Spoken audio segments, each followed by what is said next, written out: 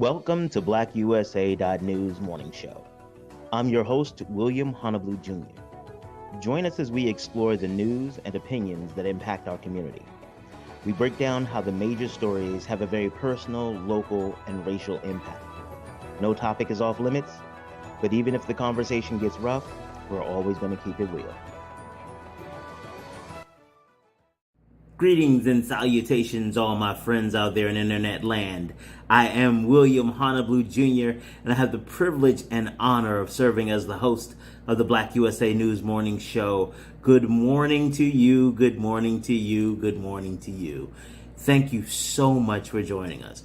I really want to make sure that you understand that we really do appreciate you showing up and commenting, liking, and subscribing, and listening to the opinions and the perspectives of the people that we bring to you. So thank you very much. We are so incredibly grateful.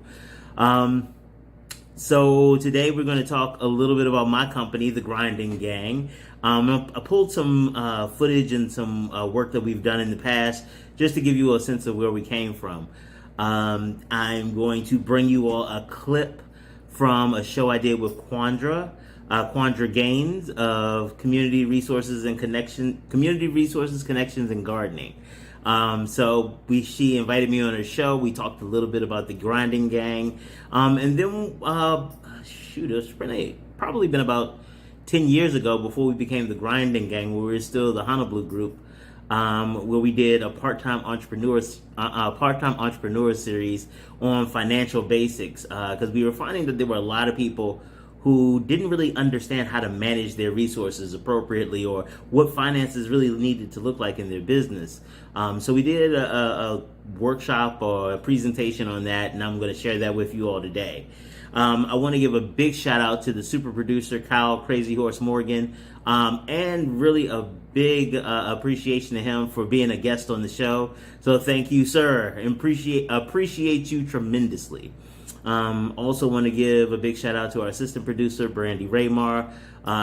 Hope you're feeling better, honey, and I hope everything is working out wonderfully. Let's see. I love to be able to talk. I love that I am able to talk about our partnership with Breadcoin. Breadcoin is an organization that takes donations and turns them into food and nutrition for people. The way it works is that they take your donations and they mint these Breadcoin, and they put the value of your donation to the Breadcoin. So, for example, right now each Breadcoin is worth $2.50. So these Breadcoins are distributed through an existing network of individuals and organizations who are actively engaged in the community with a proven track record of engaging hard-to-reach members of the community and serving those members as well. And so the Breadcoin is distributed through this network, which means that we know it goes to the people who need it most. And so they get the Breadcoin and they're able to bring the Breadcoin with whatever other money they have or what have you to participating restaurants and caterers. The thing that I appreciate about the Breadcoin as an organization and as a currency and alternative payment system is that it allows people to maintain their dignity. People don't have to give up who they are and how they feel and what they think and in order to get services, in order to get support, in order to get help. Nobody has to know that you may be homeless or that you may be struggling with keeping food on the table. You just get to eat. You just get to be like everybody else. I am grateful that we have a partnership with an organization that understands that. So big up to Breadcoin.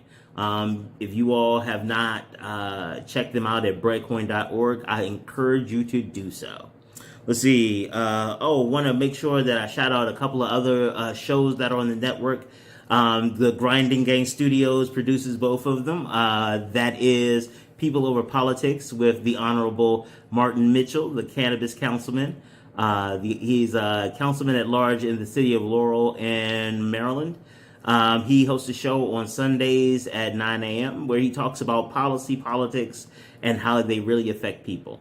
And on Fridays at 1 p.m., we have How Goes the Hour with Willie Flowers. Willie is the state president of the Maryland State Conference of NAACPs. And so what he does is he brings guests and individuals who are actively involved in the NAACP or who are engaging or supporting work that the NAACP supports He interviews them and finds out what people need to do to have the impact on social justice that we attempt to have. So make sure you check him out on Fridays at 1 p.m. All right, so guess what? We're going to go ahead and move in and show you the clip from my show with Quandra. Oh, that was awesome. Yes, she is phenomenal. And now we have William. Hey. And he's going to give us some information about GrindingGang, which is very impactful, especially if you're trying to learn about being part of a business or you like some consultation. So give us the information. Oh, well, first, thank you, Quandra, for having me on. I really, really appreciate it. So that's first and foremost, it's important. You're welcome. Thank you. So tell us about GrindingGang. So the GrindingGang is my company, and it's named after what I was seeing as a business consultant. People out there who are just in the trenches, who are grinding, really putting the work in and hustling it and bringing in the cash, where they say with securing the bag. But what I realized is that there was a problem that the GrindingGang had, is that the grind only got you so far.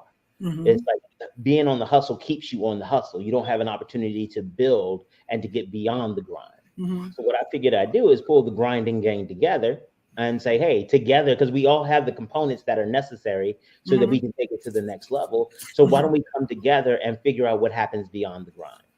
And so that was kind of the philosophical nexus for the GrindingGang. What it ends up being in practical terms is that it's an organization, more like a community, that brings people together who have subject matter expertise. And one of the things we anchor in is the concept of practical genius. Practical genius is this concept that each of us has something that we know. Sometimes is that we know the people that we're around better than anybody else. So that means we have insight in a particular market, in a particular type of person that we can leverage in developing our business. Some of us have other natural skills, like some of us are good conversationalists and may be able to, talk through or entertain people that way. There may be some of us who are great writers or other types of things. And the GrindingGang helps leverage all of your resources or all of your engagement so that you can take your business to the next level and really, truly be impactful. I'm going to let you ask me questions because I can talk about this all the time. I enjoy this part. Okay, so tell me more. How can a person become involved? So the GrindingGang, we have a couple of different ways to become involved. So on the one hand, the customers that we service are individuals who are in either for-profit or nonprofit businesses. We specialize in organizations that are small businesses and micro enterprises. And now, if you look at small business, if you looked at the United States Code to find the definition of small business, you would find more than 26 definitions. I want to be clear about what a small business is when we're talking about it. When we're talking about a small business, we specialize in businesses that have less than about $750 or $1 million of revenue a year, and less than 25 employees. We have an expertise in businesses with less than 500,000 in revenue and less than 7 employees. Because what we found is that the conversations that you have with businesses at different levels needs to be different. By and large, hey, I'm going to invite Mama Deborah back so that she can learn more about GrindingGang, because I was paying attention. Yeah, the more the merrier. So what we do is that we work with these organizations to really rethink how they do business. Like when we're doing a business plan, we deal with our philosophy is that, well, a business plan is good, but a business system is better. Because your business plan should be reflective of what you are actually going to do in business. That document that most people look at as the business plan, that's just a sales document. That's a document so that you can share what you're going to do in your business with other people in a method and a manner and a template that they can understand. That what I have found is that when people have those many times when people have those great documents, they never look back at them. I've done more than one strategic plan or business plan for an organization. And then I do, annual check-ins like, well, how have you been? Oh, wow. Right. We haven't done that. And it's like, nah, come on. And not just on, my selfish, vanity that, you've wasted my time and I created this masterpiece for you that you should be using. But it is more than where is your organization? Because in the strategic plan or in the business plan, we laid out what the map was. It's kind of like me saying like, hey, I printed you out directions to drive to Cairo, Georgia.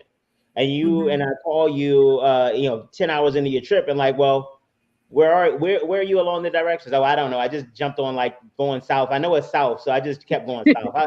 Directions, I didn't even look at it. I left them in. No, ma'am, because you make a wrong turn in Cairo, you might not come back. True. And so those are the kind of things that we work with. And the other part is that I'm very upfront, is I think the majority of way that we teach business to individuals, especially nonprofit business, is bull. It has virtually no bearing to real life. We teach them about these art, and the example I use is that an instructor, a business faculty, and when I was working on my MBA, it was like, this is the way where they give you this case study, and this case study like it's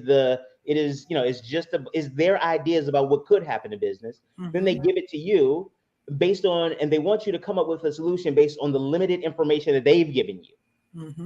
And then they want you to give them back a make-believe scenario to address a make-believe scenario. And if you haven't make-believed in the same way they make-believe, then you get an F.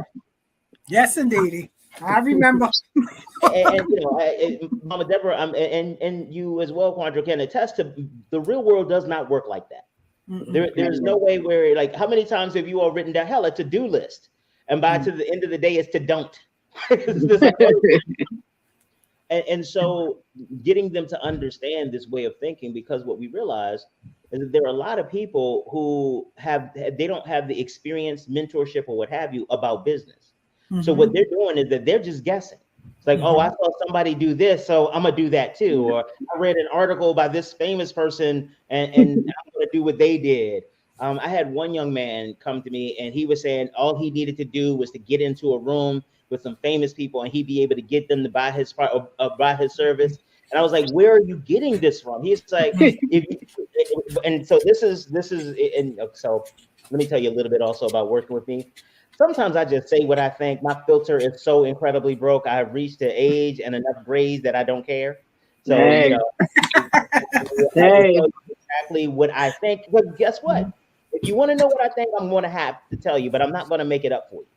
Right. And so this young man told me, he said, well, I listen to, I read and I listen to stuff like by successful people like Rick Ross. Now, not anything. Rick Rose, he is making money and he is doing a lot of stuff. But the way he boils it down simplistically takes out a lot of the nuances that actually got him there. It wasn't just that he was in the room that made the difference from him getting the contract. It was all of the other things that he did to get in the room. That made the difference. And so trying to head off some of the things like that and getting people to tap into their their practical genius and say, hey, wait a minute. Let's say getting in front of Rick Ross or getting in front of Kodak Black or whoever it is going to take you to the next level. So walk me through what you're going to do. And then what you start to realize is people start to realize that their plans don't actually make sense. Their things miss is like, okay, so you're going to show up and say, hey, I'm here. I made it into the room. So how can we do business? I was like, do you have any contracts ready? Who's going to vouch for you? And it's one of those things and I am very upfront, and Quandra will tell you that working with me is disorienting. Things don't make sense. It makes me very frustrated, and I just need to make it to make sense. And what happens is that things like that, those aren't those types of things because I understand where they come from. Oh, you okay, Mama Deborah? Did I go out? Can you hear me? Can you hear me? I can hear you. I can hear you. Okay, Mama Deborah, can you hear him? Can you hear Will? Went out. How about now? She was muted. She can hear you, but she was muted. You can hear her, but she should be able to hear us. Okay. I think she said we're good now. Okay. So getting people to tap into their practical genius about how they navigate spaces, that becomes important because the decisions are yours. As a business consultant, if you make $1 million, that's wonderful for you. If you lose $1 million, that sucks for you. I got to get new clients. And so if I don't have the responsibility of living with the consequences of the decisions, it is still your decisions to make. And my job is to help you with that. Okay, so Will, I will have you on a show and we can go into greater detail about GrindingGang and the different ways that they can become a part of it as a individual who's starting a business, as someone who has already started a business plan, but you want to review it to make sure it makes sense and is practical and applicable. You mind if I put something up on the screen so Sure they can can, see? sure can. Cool. I want to show them this. Oh, okay. This taking is business to the next level. Yep, taking your business to the next level. We have free membership. You can just visit us at www.grindinggang.com. And we have free monthly events. I'm not We have documents that you can download and utilize. I mean, there's a lot of free information there because, and I'm gonna be honest about it. We do a lot of free information because we want you to take the first steps easy at no cost. Because when you're ready to really spend some money, we want you to think of us. We don't want to bleed your pockets before you get an opportunity to make some real money.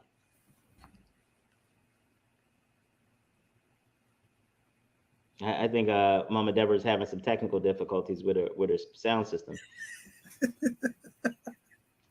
I can't hear. You can't hear? No, she can't hear. You want to pull her out?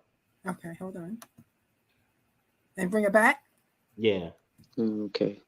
Can you hear? Right there. There you go. Can you hear? Can you hear? Can you hear? No, she can't. Yeah, I don't hear nothing. Okay. All right. You should probably just pull her out then. Okay. All right. So, wow, we went over by 7 minutes, but it's worth 7 minutes. I appreciate you having me on. I apologize that I talk a lot. So that's okay. That's fine. That's fine. The most important thing is information, getting everything, because school is going to restart. It's going to start in another 2 weeks, and kids will be going. And then some schools start after Labor Day, but just getting information out here about how important and how imperative community plays a huge role in the development and the rearing of children, but it also plays a role in the development and rearing of being a parent, because we don't know it all, and it begins to develop you as a person, but also it allows you to expand your village. You know what I mean? There are a lot of people in my village that I did not have coming into adulthood, and really understanding what that means. So for that, I'm grateful to have Dr. Mama Deborah in my village, but also to have Will in my village, because there are times when I am pulling my hair, where there are certain things that just understanding the dynamics of corporate America, of business, of community, and even as an individual now in my 50s, into my 50s, and understanding what I will stand for and what I won't stand for. So on that note, it has been a pleasure having Dr. Mama Deborah, who I hope to invite back again, and to you, Will. No problem. For that, I'll say thank you for joining us, and have a wonderful evening, and stay Black. Bye. Hey everybody, this is William Honeyblue Jr. and welcome to the Part-Time Entrepreneurs Series. This portion of the series is called Financial Basics.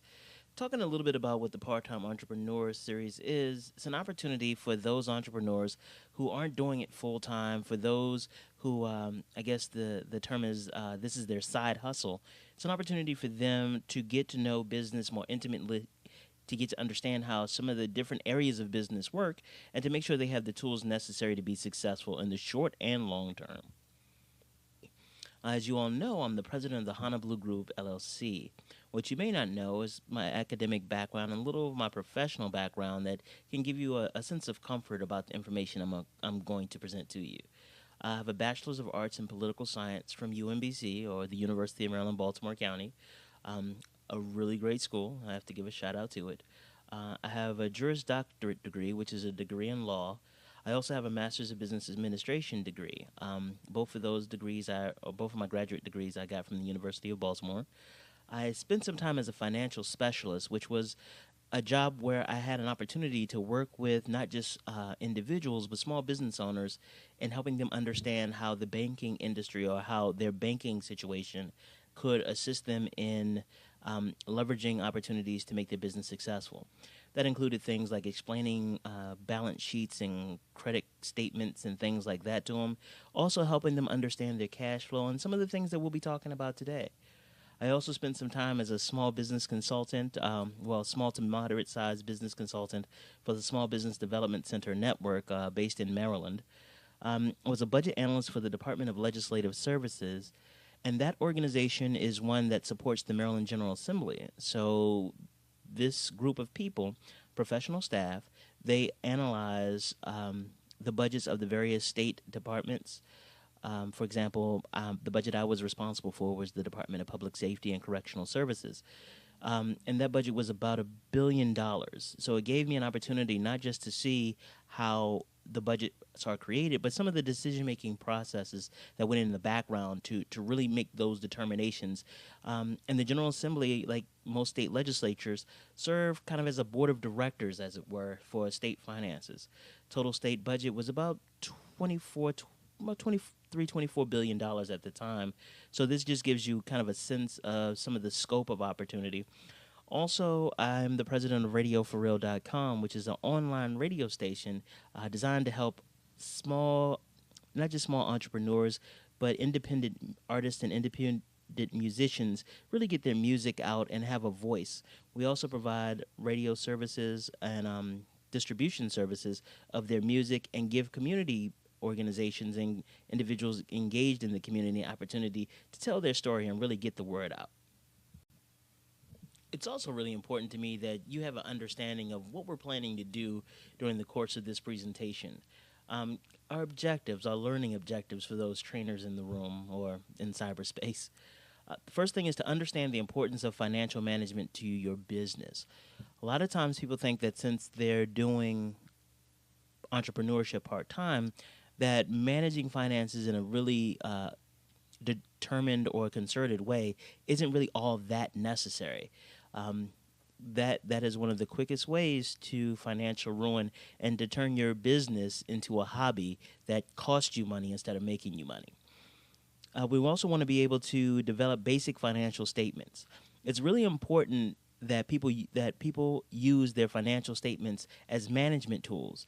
Sometimes we think of financial statements just as those things that bankers or lawyers or some other group of people use, but they're really important for management of an organization or management of a company or management of a part-time enterprise to really get an assessment of how successful the business is going and what needs to be changed. We'll talk about that in a little bit more detail. To become familiar with kind of basic financial vocabulary.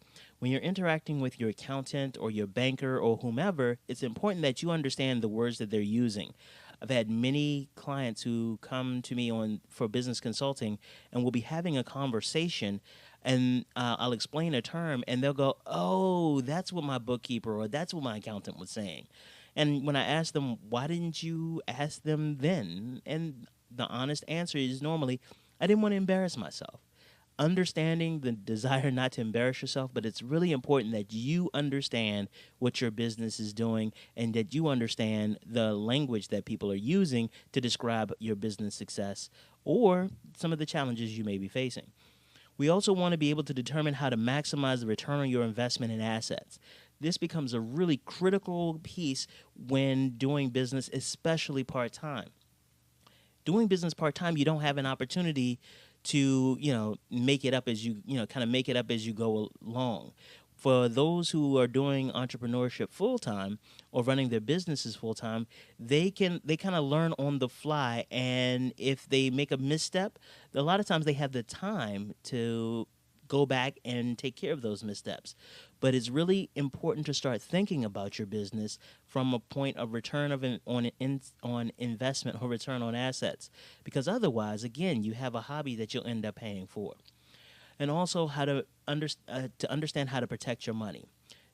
At the end of the day, business is really about the money that you make. You know, people talk a lot about feeling good about what you're doing and those things. You can feel good about what you're doing by volunteering in the community. Most people engage in business to make a little extra money or to get some level of financial freedom, or not even freedom sometimes, just comfort, to keep your head above water in some cases. And if you don't understand how your money works, you may never be able to achieve that. So who knows where you end up. It's important before we get started also to make sure that we set a few ground rules. Now, these ground rules are Williams' general rules about business.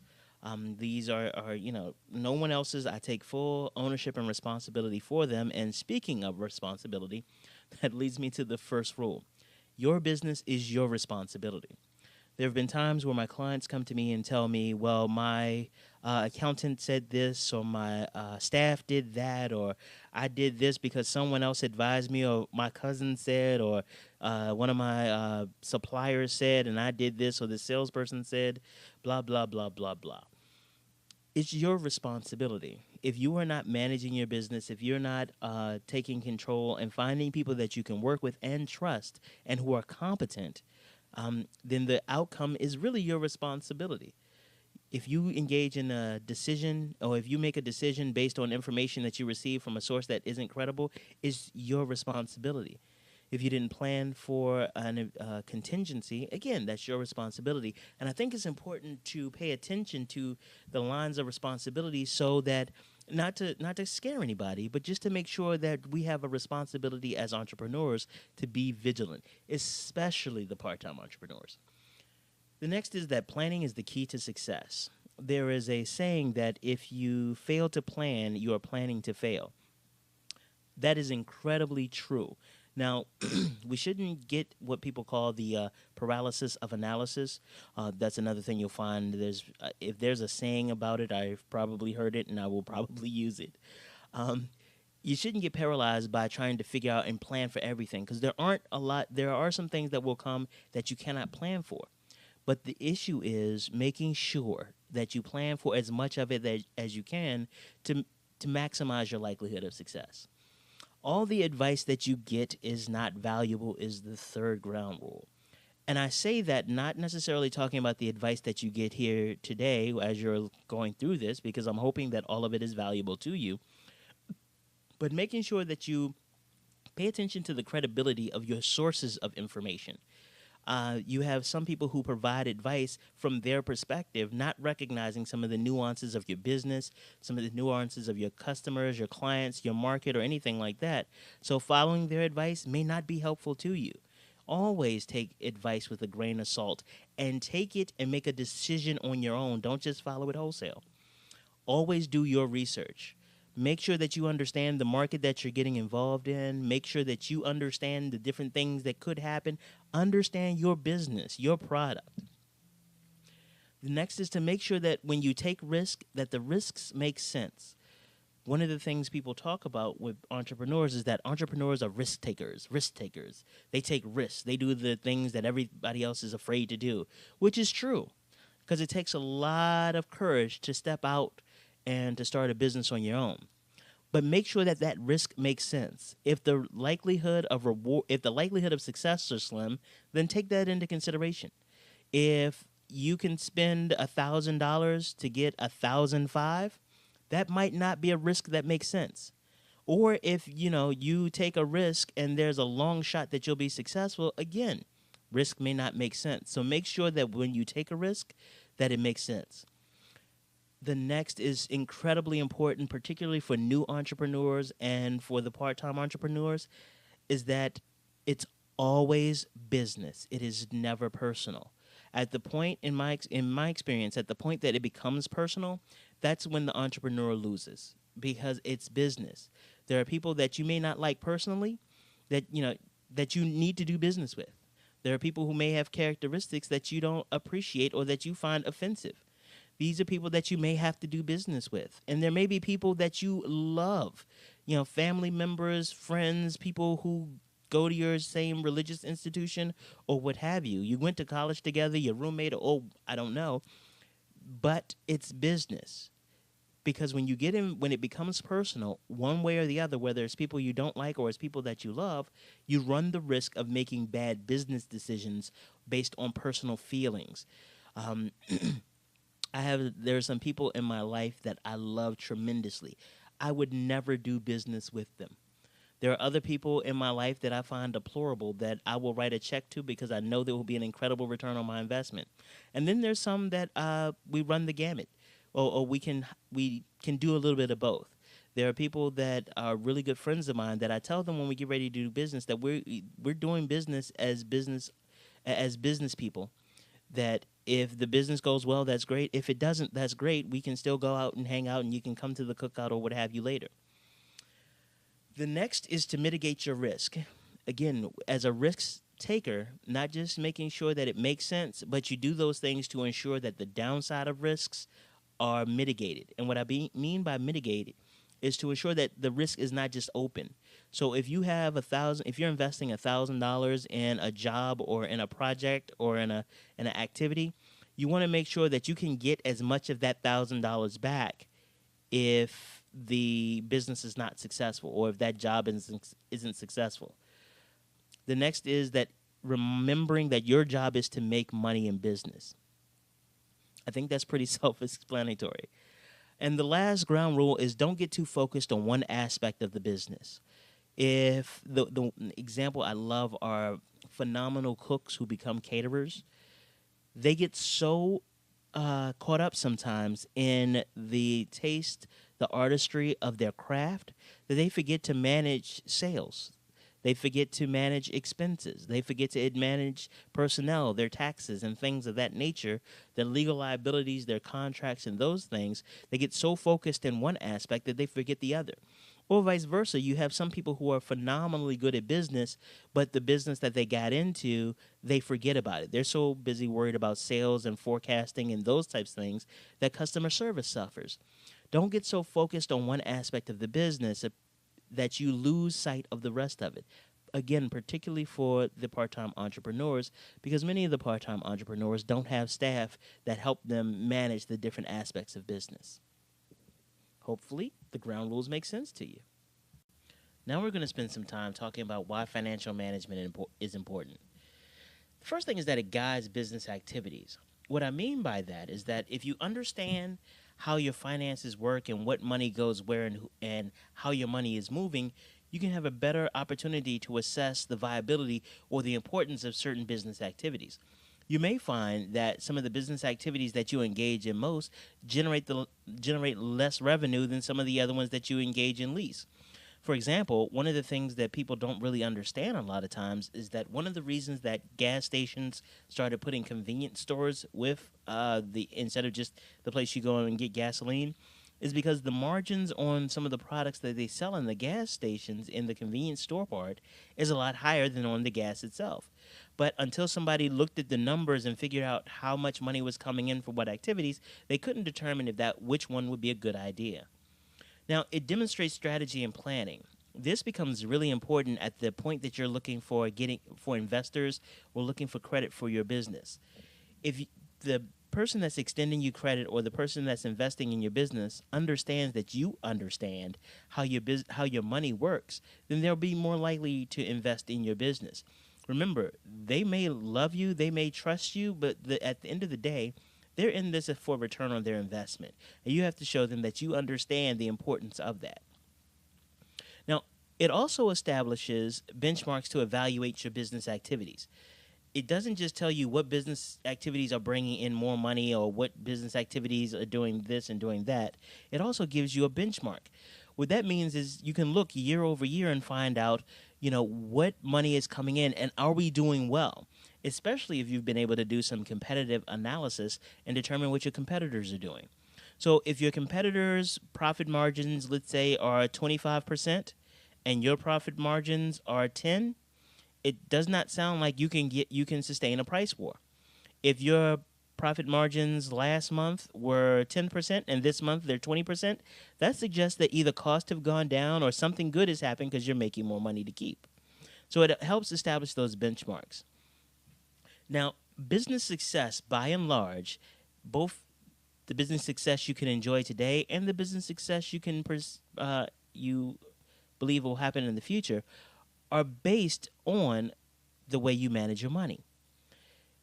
You may have a wonderful contract, a $200 million contract, but if it takes $10 million to get it started, and you don't have the $10 million, that contract really isn't worth the paper it's printed on. It's kind of like when you work for someone else and they tell you you'll start 2 weeks in the hole. One of the things you have to do is determine if you can afford not to be paid for 2 weeks in order to in order to take the job, even if the job pays a lot more money. A lot of the times the businesses come to me when they're on the brink of failure and we're trying to rehabilitate them, or in some cases, I guess, habilitate them in the first place, is that they have not managed their cash flow. They may have good activities, generating lots of invoices, generating lots of revenue, but that revenue isn't hitting the books, isn't coming through the door. Money that people owe you isn't that helpful because you aren't able to spend it. So it's really important that when you manage your finances appropriately, you can have greater control over those types of things. And in my experience, and you can ask accountants, lawyers, business owners, bankruptcy lawyers, and bankruptcy judges, what we find more often than not is that businesses that don't manage their money well, they really don't end up surviving long. So it's really, really important that you manage your money. Now, there's some very fundamental questions that you need to ask yourself before you begin business or before really sitting down to evaluate your financial situation. One of the biggest ones, and which may sound the easiest, but in my experience hasn't been for a lot of companies, is the question of what type of company do you have? When you ask yourself what type of company you have, it gives you an opportunity to really evaluate your competition and also to see what margins or what financial benchmarks make sense for your company. If you are a marketing company, that's different than being let's say, an event planning company. The benchmarks to know whether you're successful, the people that you're competing against, totally different. There are two other questions that are really related, but sometimes people don't think of them as such. How much startup money do you have? And then the question, how much startup money do you need? Sometimes my experience has been that sometimes my clients believe that they take the money that they need and then back it down to how much they have. It really should go the other way. You spend some time looking at how much money do you need to really do your venture, to really make your business work. Then you look at how much money you have. The difference between how much money you have and how much money you need is either a positive or negative number.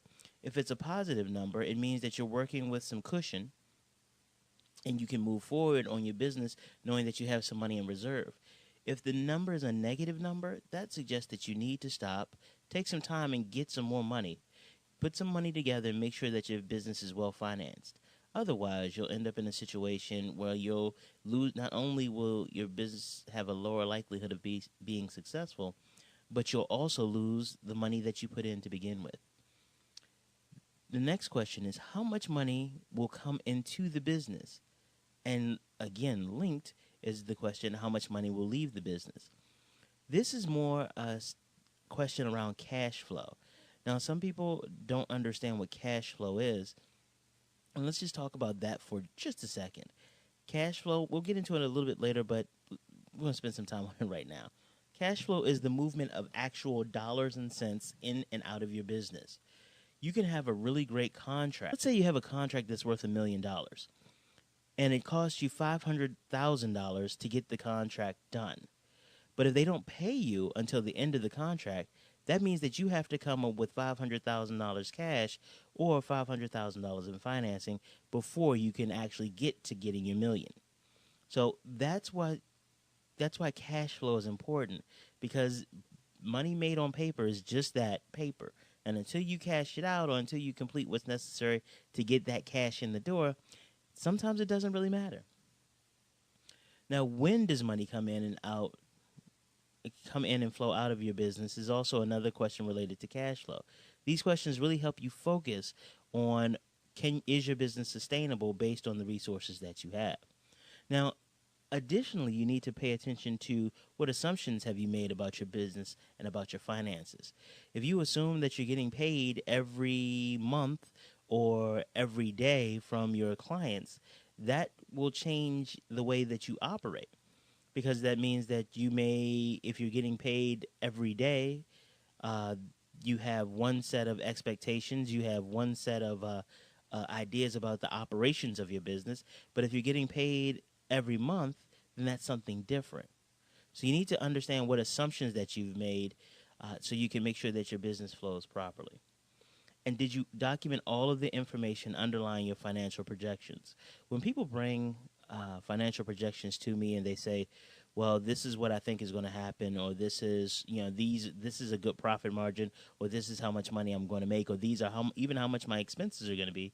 My question always to them is, well, where did you get that information?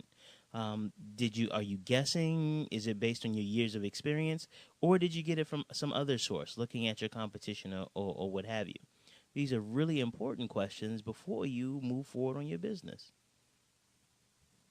Now we're going to switch gears a little bit and talk about some of the forms and documents that help you with your financial management. The first is the balance sheet. The balance sheet is the basic financial management tool. What it is just an equation. Is you take all of your assets, you subtract your liability, and what's left is what's called owner equity. So, what are your assets? You have several assets, and some of them are cash. That's a really easy one. Accounts receivable, inventory, and some of your capital assets. And by capital assets, we're talking about things like significant equipment, things like buildings and property and things of that nature, because those have a retained value. And depending on how you structure your assets, or how you, what they call, depreciate your assets, depends on how much is on your balance sheet or what have you, or some of the other forms, the income statement and the like, as you go along. Your liabilities are things like wages, debts that you owe, any leases that you still have payments on, accounts payable, and taxes, any money that you owe. The difference between accounts payable and accounts receivable is who owes the money. If the money is owed to you and it just hasn't been collected yet, those are accounts receivable. If it's money that you owe to someone else, those are accounts payable. So if you extend credit to a customer, receivable. If a vendor extends credit to you, that's a payable. Okay? The thing about the balance sheet is that it's a snapshot in a place in time. What most companies do is that they use their balance sheet time frame at the same place every year. So let's say December 31st of each year, that's when you take a look at your balance sheet, and you can compare the balance sheet from last year versus this year, or do it every 6 months or some regular interval. Particularly if your business is seasonal, your balance sheet won't look the same each time that you pull it up, if you pull it up or if you pull it together most time throughout the year. So balance sheets are really important to give you kind of a snapshot and figure out what exactly you have at a particular time, and to give you a basis for comparison from one time frame to the next. The next document, or the next tool that we'll look at, is the income statements. Again, the income statement is based on a very simple formula. You take your revenue, subtract your expenses, and that leaves you with your gross profit. Now, revenues are pretty easy to identify. Those are the things that's the money that comes into the business from sales or any other source. If money is coming into the business, it's considered a revenue. Okay, really simple, right? Now, if you look at expenses, those are all the things that have a cost to you, whether that's utilities, there are some sales costs, and well, let's take a step back in revenue and look at the sales. When you look at the revenue from sales, you have to subtract the cost of goods sold. You'll see that sometimes COGS, cost of goods sold. What that is that how much did it cost to get that sale?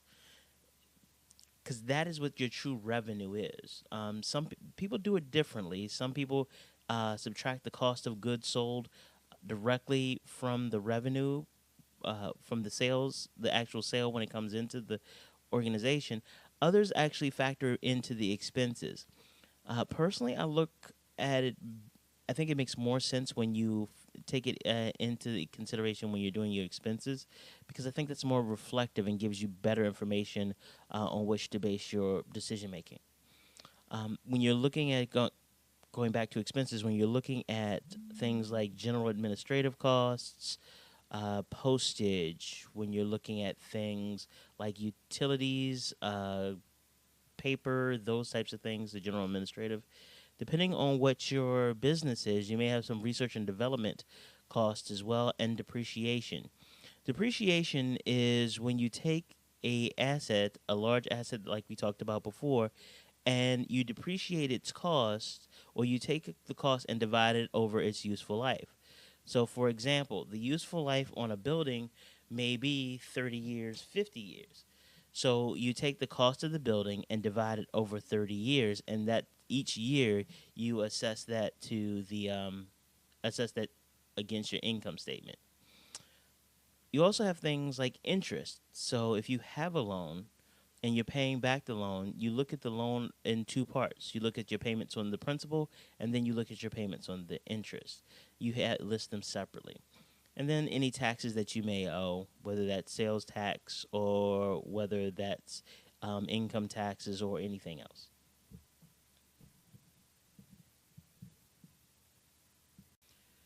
Now we're going to talk a little bit about the cash flow statement. We discussed cash flow a little bit ago, but the cash flow statement is the document that kind of represents what that means. Now, cash comes into your business from a lot of different sources, and let's make sure we're focused on the cash that comes in, not the completion of the actual sale, because sometimes you can complete the sale and then bill or invoice the customer, and it may take, 20, 30 days. Unfortunately, I've seen some of my clients that it takes 2 years to collect the cash that they're owed. So we're not counting money that's owed to you. We're only talking about money that comes in the door or gets deposited into the account. Okay. Now, you have to get money from somewhere, but there are different places that it comes from. You can get money from your operating activities, which is normally where businesses like to get their money. It means that you engaged in an activity with a client, and that client exchanged money to you. Now, one of the ways that businesses get the cash in the door is that they offer incentives to clients to pay at a particular time frame. So sometimes you'll get a discount for paying in 30 days, paying within 30 days or before 30 days. So let's say if a client has 30 days to pay, if you have terms of what they call net 30, that means the client has 30 days to pay from the date that this invoice is sent. Then you may say you get 10% off, or you get 5% off, or you get 20% off if you pay within net 15. The reason that you do that is that the faster the money comes into you, the more likely it is you'll be able to use it effectively for growing your business. Also, it means that it's more likely that the client will actually end up paying, because that is something that you have to take into consideration. Now you can get cash into the business from investing activities. That means that there is someone who's investing for ownership interest in your company, and they're giving you money for that investment. Now, that's still cash coming in the door, but it's cash coming in from another source. You can get money from financing activities. Cash will come in. You can take out a loan, and the lender, the bank, or the individual lender will give you that cash, and that's cash that comes into your business. The reason that we make a really big distinction and we kind of harp on the difference between cash and money owed is because cash you can actually use. You can't really spend money that you don't have. Unfortunately, I've seen clients who do it, but you really shouldn't spend money that you don't have yet. When you actually have cash, you can grow your business in a lot more focused direction. And also, when you're looking for investors, they want to see that your return on investment, or their potential return on investment, is more than just paper money. No pun intended. The other part about the cash flow statement is that makes it really critical is looking at the timing that this money comes into your business, because that becomes an issue around effective financial management. If you have terms of net 30, but your cost or your terms for your suppliers are net 15, meaning that you have to pay your suppliers 15 days after invoice, whereas your clients pay you 30 days after invoice, there's about a 2-week period there where you don't actually have the cash in, or you don't have the cash in to pay your suppliers. Or vice versa. Let's say your clients pay you in net 30 and your suppliers pay your suppliers in net 45. That means you have a 15-day window where you actually have cash on hand, and if your supplier can negotiate, if you can negotiate a discount with your supplier, you may be able to take advantage of that. But if you're not monitoring your cash flow, you'll never be able to know exactly what you can do, how much money you have, and when you need to either be concerned or celebrate. Now let's take a look at some of the things when you're putting together your budgets or when you're putting together your expenses, or what have you, some of the things that you need to take into consideration when operating your business. First is reasonable salaries. And you notice I'll put the word reasonable there. The reason is that when people are starting businesses, particularly people who this may be their first venture or their first time paying themselves, they'll do one or two things, has been my experience. One, they'll put really high salaries next to their names or the people that they want to bring in to assist them, or they'll do really low salaries. Do some research, find out what other people in the industry or in your market make to do something very similar. That would be a really great benchmark for you to determine what's reasonable. One of the things that we look at when making decisions or when I do financing or help people with financing is that banks and lenders and also investors want to see that you actually know what you're doing. So they're taking a look at the numbers that you submit and determining whether they're reasonable or not. The next is cost of goods sold. If it takes you $30 to make and to sell something that costs $50, and I can do the same thing for $20, then not only can we get into a really big price competition, my gross margin is higher than yours. Now, it also goes back to what investors and lenders may be looking for when they're evaluating your business plan or your ability to manage the finances of your business. If you say that based on your estimates, it may only take you $10 to make it, and the lender knows that the market or the industry standard is about $30 to make it, the same product, the lender's going to consider that you really may not know what you're doing. So again, you need to be able to justify where you came up with these numbers. If you're coming up with the numbers out of whole cloth, then that's not really a good sign of the likelihood of your business's success. Looking at advertising and promotion, you need to make sure that your advertising dollars are well spent. If you are, let's say, developing you're developing products to service blind people, having really high graphic, high resolution color copies of flyers that you're distributing, probably not the most effective use of your resources, unless, of course, you can justify that although the product may be for blind people, that the people purchasing the product are the sighted. So that's kind of an extreme example, but you need to focus on what your clients look at, what they listen to, where they get their information when making purchasing decisions, and go there. But you need to make sure that these expenses are captured and that they're too reasonable. When you look at real estate and equipment, make sure that you distinguish whether you're purchasing the equipment or the real estate or whether you're leasing it. The reason why that distinction is important is that if you're purchasing it, the costs that you pay down normally roll over into equity so long as the underlying market is stable. So if you're buying, let's say, an office building that you'll be working out of, then the money that you spend purchasing that building will later translate into equity in that building, as opposed to renting space. And at the end of the day, or at the end of your lease term, you don't have actually any equity to show for it. Now, that's not to say that purchases are always preferable to leases. There are many instances where leases actually make a lot more sense, particularly for the part-time entrepreneur, than purchases do. Sometimes I've noticed that when people bring their financial plans to me for their businesses, they don't take into consideration utilities. even if you have a home office, you should take into consideration the utilities that you use to operate your business out of your home. Supplies, how much does copying paper take? How much does ink take? How much are these things? How much of them do you use in a given time?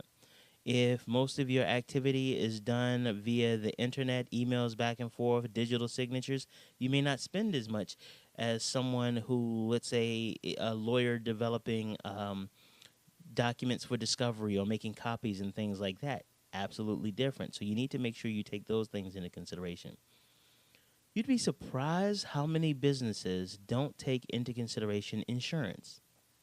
Or if they do, they look at the minimum amount of insurance that they need, particularly part-time entrepreneurs. It is critically important that you get all of the insurances that you need. Sit down with an insurance broker, explain what your business does, explain how your business operates, and then figure out what insurance do you need.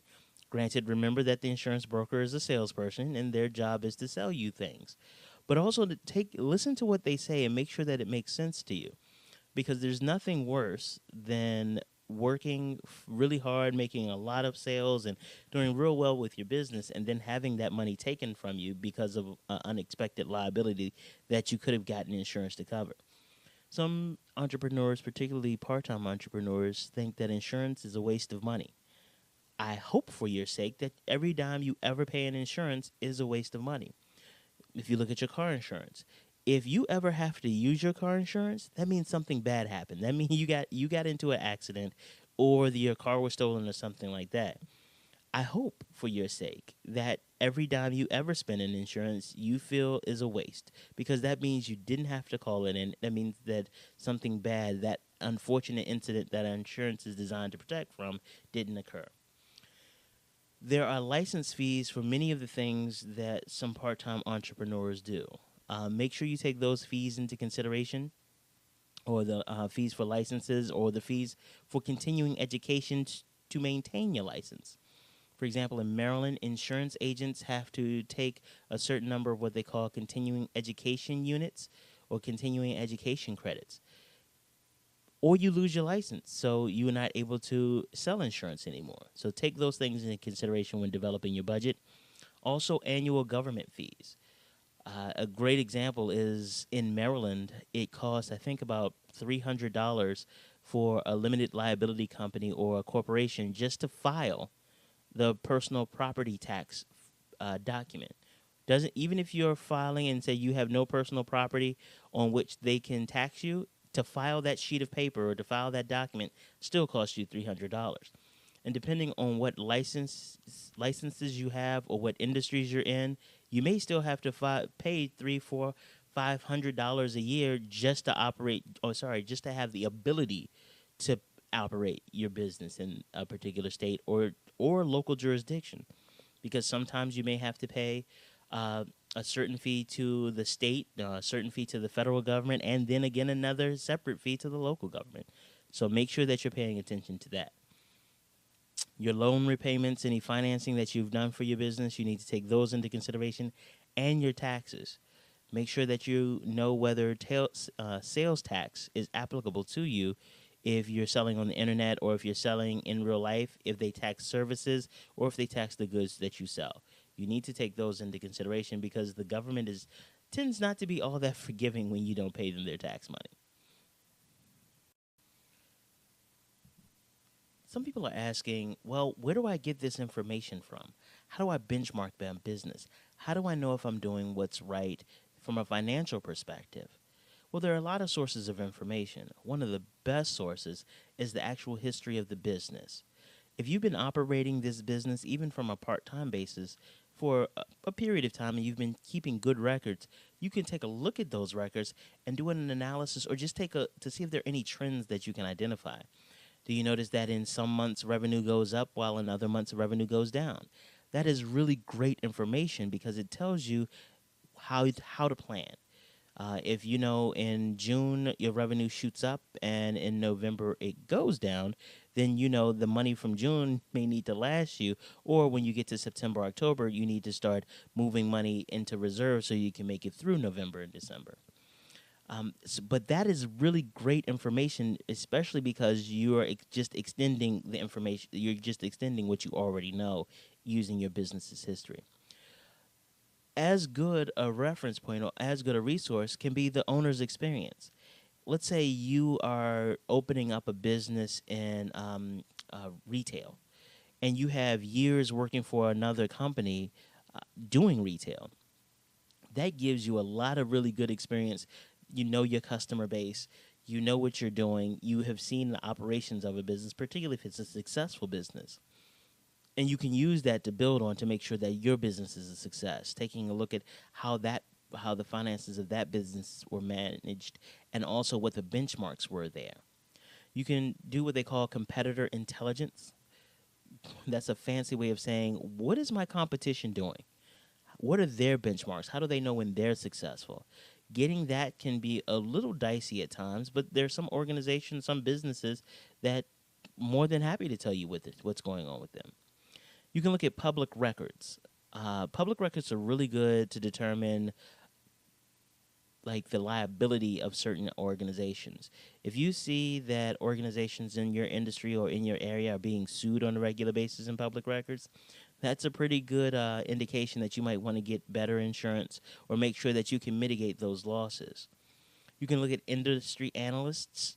You have analysts all over the country in virtually every industry who write and publish information in newspapers and journals and different other publications.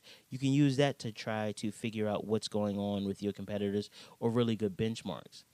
There are government filings. One of the best ones, in my opinion, is the one the SEC, the Security and Exchange Commission. They call it the Form 10K. If you look at the 10K, it tells you what businesses have done. I mean, there's some lag time behind it, but it really does give you a good snapshot of what's happening in other organizations. Make sure you read newspapers and magazines and trade publications in your industry. There are numerous reference books that just outright tell you what your ratio should be based on historical averages and what they know, what these authors know about the industry. And then, as always, the internet is a phenomenal resource. But make sure that when you're using the internet or any of these other resources, that you are clearly paying attention to the source of the information. That a web page because I want www because I think this is true.com or something like that may not be the best reference point. Try to stick to reputable organizations, maybe a JD Power, Consumer Reports, Barron's, Moody's, even Motley Fool. So try to stay with something that has a track record of success. Now, we've gotten to this point, and you may ask yourself, I've gotten my balance sheet together, I've gotten my statement of cash flows together, I've gotten my income statement together, I've gotten all of my stuff together, I've done my research, I have my business history. So what do I do with all this information, all this financial information that I have? How do you use it? How does it even add value to your business? Well, let me tell you. It helps you plan expenses to meet your cash inflows and your cash outflows. So we talked about it kind of as we were going along. When you know what your cash flow is going to be, you can plan for it. It measures business performance and helps you make business decisions. Using the gas station example from earlier, when you have a situation where you can identify a different line of business may help you not just augment your original business, for the gas station owners, throwing in the convenience stores doesn't just help them get more customers to buy gas, but it actually makes them more money than they would just selling gas. It also positions your business for investment and financing. At the end of the day, most investors and most lenders want to make sure that they're going to get a return on the loan or return on the investment. They want to make sure that the business is financially sound and financially healthy so that they can ensure that they're going to get paid. It also provides information for tax planning. If you know what money is going to do in your business from the time that the year starts, you can plan to spend money in good ways so to reduce in ways that reduce your tax liability. Otherwise, you're just going to be guessing at the end of the year about how much you may owe the government. It also, the financial information gives a basis for strategic planning so that you know not just what you want to do or what you can do, but how you can position your business in the short and long term for greater success and a larger market share. It also provides guidance for operating and marketing decisions.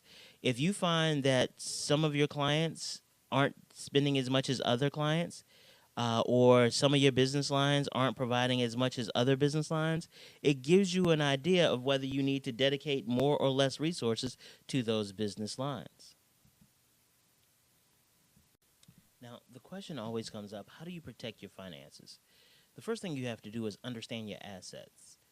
If you don't understand how your assets work and whether those assets are your human capital, whether those assets are your equipment, whether the assets is your reputation and goodwill, or whatever those assets are, if you don't understand what they are and how they work, then it's likely that you can lose them, and or you may not be getting the maximum efficiency or the maximum revenue from them.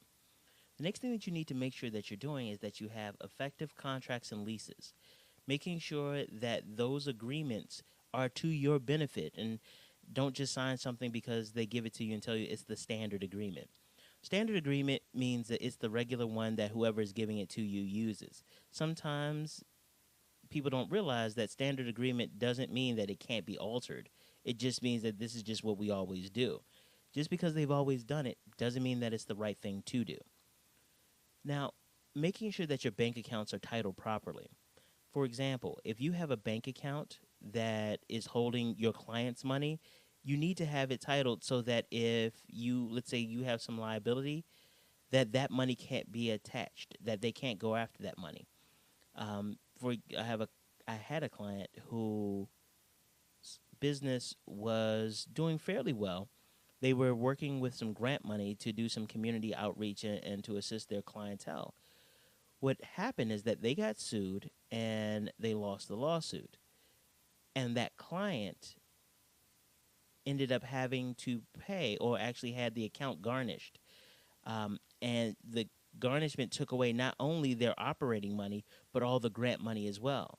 So now not only are they out of the grant money to do the work they were supposed to do, they had some contractual issues because that grant money was supposed to be used exclusively for the benefit of the community or their clientele.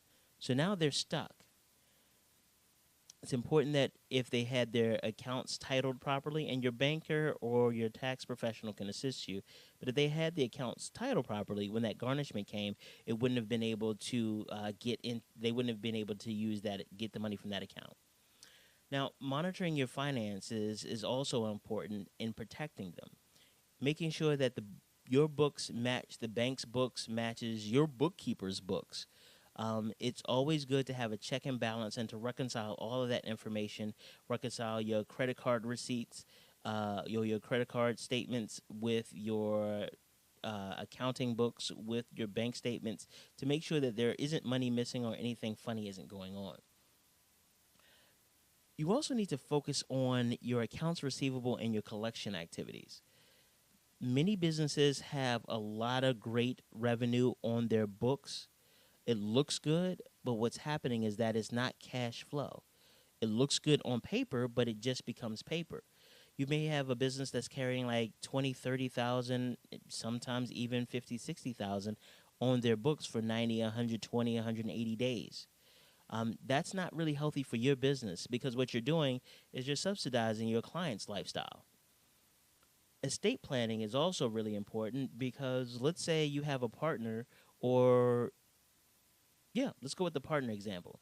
Let's say your partner is a really great person and is committed to the business, but your partner's spouse or your partner's sons or daughters, they aren't really fond of the business. If your partner passes away, then the spouse, the son, the daughter, the sibling, the heir may become your new partner if you haven't planned for that appropriately. When you look at insurance, we talked about this before, but insurance helps ensure that if something bad does happen, if there is a liability, if there is an event that causes a level of loss, that you're covered. It becomes critically important that you're covered, because otherwise you'll have to find a way to take your operating money, continue to operate your business, and take that operating money and pay off the liability. Make sure that your expectations are realistic. If you don't have realistic expectations of your finances, you will be disappointed. That's just the bottom line. Make sure that all of your activities or all of your expectations are based and well grounded in reality. When you get advice from people, like we talked about before, all advice isn't reasonable. All advice isn't valuable. Make sure you're getting advice from people who actually know what they're talking about. The last thing on protecting your finances is make sure that you have control of your finances. That everybody doesn't need access to petty cash, or everybody doesn't need access to the bank account. Making sure that you have appropriate access, appropriate control, that will become indispensable in managing your resources and making sure your business stays financially healthy. Now, here are some sources of additional information that you can use to really help with this whole process and preparing your financial statements and getting a grip on your financial resources and financial planning and management. Talk to your accountant and your tax professional. They can be invaluable in helping manage money. That's what they do. There's a website called answers.com.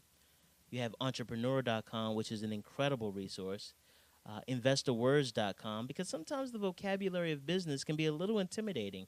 And the people who do business and do business finances and management, it's like they speak a whole other language sometimes. And it's really important that you know that language so that you can make sure that you understand what's going on. There's a website called Fool.com. Now, don't be fooled by Fool.com. The name may sound a little funny, but they do really great work in explaining some of the complicated accounting and financial concepts really clearly. There's also the Government Services Administration. They have a website called PuebloGSA.gov. There's a lot of really good resources for small businesses there as well. A book that I recommend is Financial Management, and there's the 13-digit ISBN number, and also Finance for Non-Financial Managers. Again, really great resources, and there are hundreds and thousands of others out there, but these are just a few of the ones that I recommend that you use.